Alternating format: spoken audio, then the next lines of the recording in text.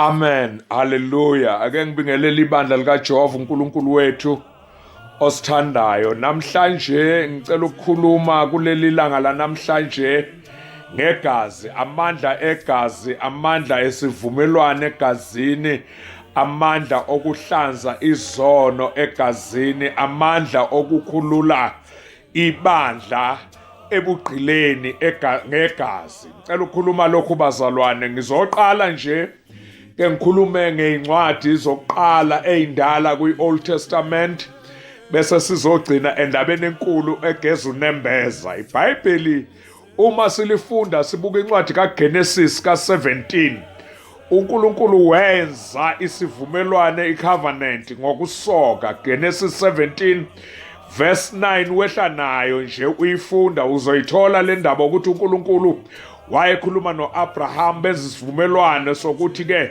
kuyothi ke bonke abesilisa basokwe ijwabu labo. Lokhu kuyoba isivumelwano uNkulunkulu asenzayo no-Abraham ebandleni lonke lika-Israyeli. iBhayibheli uma ulifunda ke uqhubeka nalo, ibandla kufanele egazini kube nesivumelwano, kune-covenant phakathi komuntu noNkulunkulu, kodwa uyeza egazini lomuntu. Mawuqhubeka nalo iBhayibheli, izwi likaNkulunkulu, ubuka incwadi ka-Exodus 12, sifunda ukuthi ke ibandla lika-Israyeli seliseGibhithe. Uma likhululwa, uNkulunkulu ke uye wayaleza ukuthi awukuthathiwe isilwane seduna sihlatshwe, kuthathwe igazi laso libhecwe emakhothameni endlu nasemnyango, ukuze ingilosi ebhubhisayo eGibhithe ingangeni lapho okunabantwana bakaNkulunkulu. Siyabona ukuthi igazi la liyakhulula, kanti ekuqaleni sifunda ukuthi igazi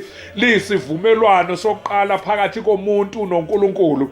Uma ufunda kuyena uGenesis thola ukuthi kuthiwa ke ingane yomfana ayisokwe isazelwe, uma kukhona othengiwe asokwe. Lokho kusho ukuthi ungena kwi-covenant phakathi kwakhe noNkulunkulu, ungena ebandleni. Lali ibandla liyakhululwa likaNkulunkulu, likhululwa ngegazi. Uma uqhubeka nayo indaba yegazi, sithola ukuthi uma ubuka incwadi yamaLevi, haleluya, ka-5 uqale laphana ku-14, uzothola indaba yokuthi bonke abantu uNkulunkulu ayebabekile bengabantwana bakhe. Uma bonile, kwadinga ukuthi ke balethe umhlatshelo weduna, kuthathwe igazi lihlatshwe, kufafazwe ngalo.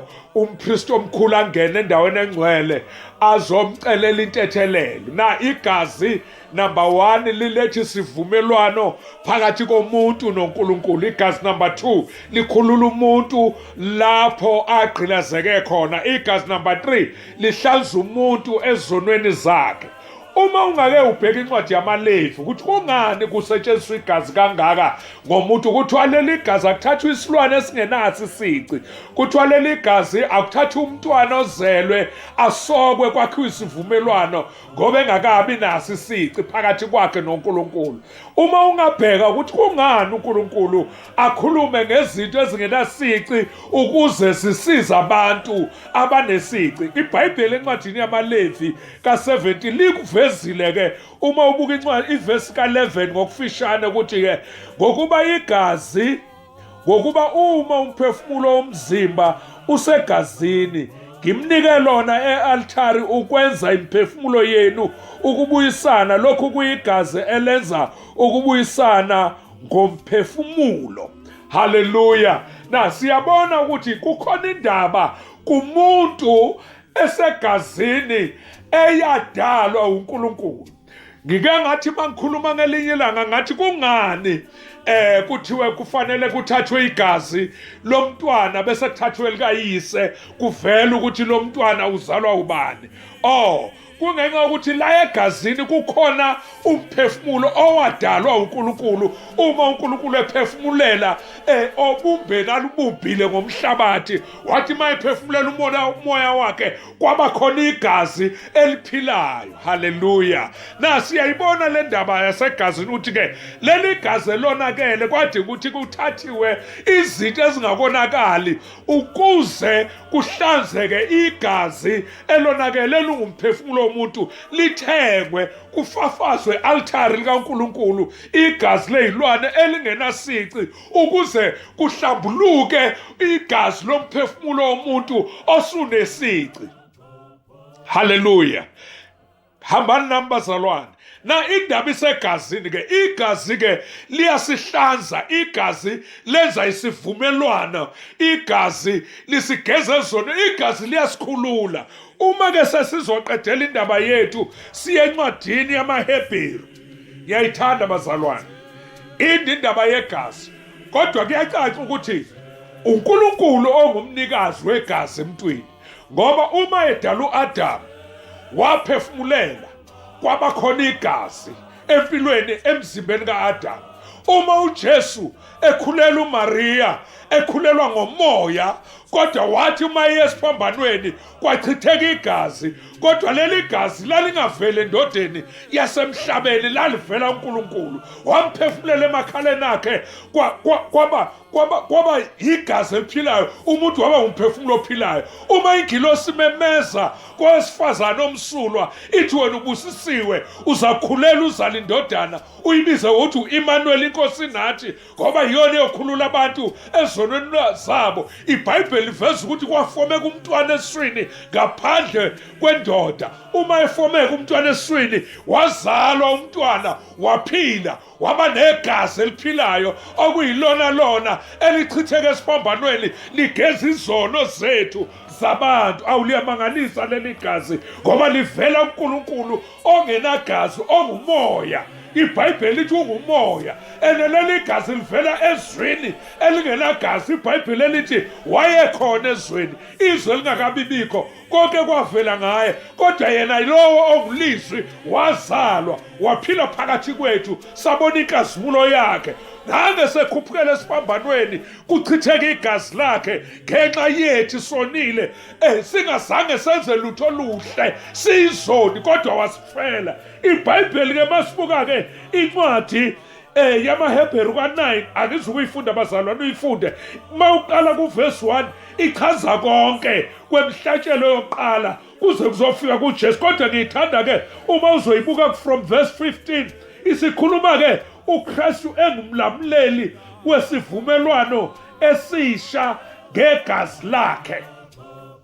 Isihloko leso uyisivumelwano, ngamagama icovenant, usivumelwano soqala siyaphela, soqala isivumelwano esisha segazi lakhe. Lithi iBhayibheli wangena kwaba kanye yena endaweni engcwele, engezwanga ngezandla, wangena esilwini ngegazi lakhe, ephethe imphefumulo yethu, esihlanza phambi kaNkulunkulu, wazinikela kwaba kanye. Kungekho ukuthi kukhona lapho angena khona emhlabeni, kodwa ungena ezulwini uqobo, engena esihlanza imphefumulo yethu. Haleluya. Liyamangalisa leli gazi. Ezulwini kuthiwa lingena igazi nenyama, kodwa yena ngegazi lakhe wangena ezulwini, eletha imphefumulo yethu eyadalwa uNkulunkulu ngokuphefumulela enyameni eyakhiwe ngothuli lomhlabathi. Umuntu waba umphefumulo ophilayo. Ngamagama umuntu wayengenalutho kulomphefumulo oluyisono,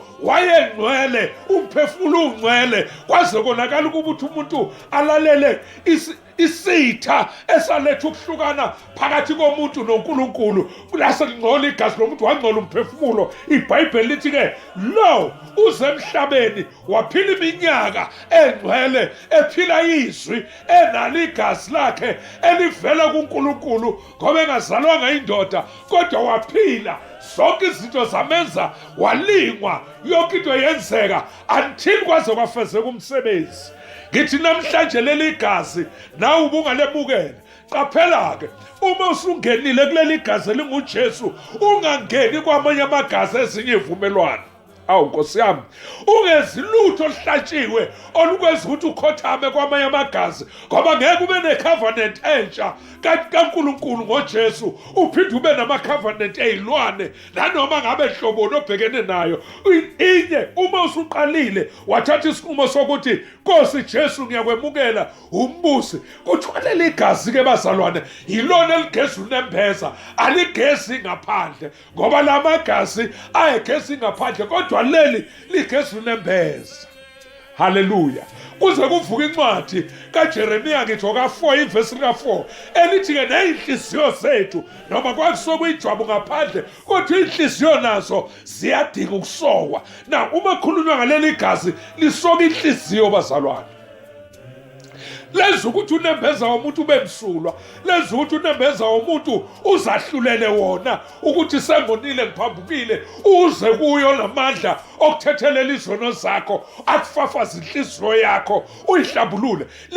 Leli gazi lisoka inhliziyo, and ukusokwa kwenhliziyo kusho ukuhlukana nezinto oyithandayo, kusho ukuhlukana nezinto ophila ngazo, kusho ukuhlukana nezinto ongakhula ngazo kuthiwa ziyasiza, kusho ukuhlukana nezinto. Ukusokwa kwenhliziyo akumnandi, uyathukwa uma usokwa inhliziyo. Kukhona abakuflathelayo uma usokwa inhliziyo, kukhona abangahambisani nawe nabozalo nabomndeni, ngoba inhliziyo yakho usuke uyinikele kuye, isokwa iba pure. And uma isokiwe inhliziyo akuhlala amagqubu, akuhlala inzondo, akuhlala ukuthukuthela, akuhlala ukungathetheleli, ngoba inhliziyo isuke isuhlukana nokubamba udoti wezono zonke ey'khona emhlabeni. Inhliziyo isuke isipure, ihlaziwe. Inxusa abazalwane ukuthi basoke inhliziyo zabo ngegazi likaJesu, kusoka unembeza wabo ngegazi likaJesu, base isivumelwano esisha